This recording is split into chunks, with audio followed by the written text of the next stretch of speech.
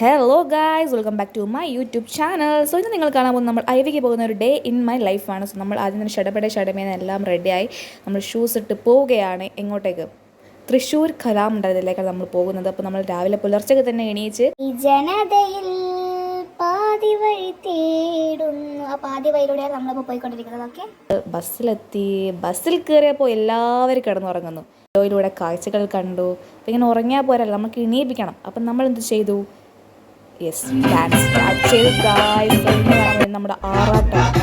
നമ്മൾ ആറാടുകയാണ്.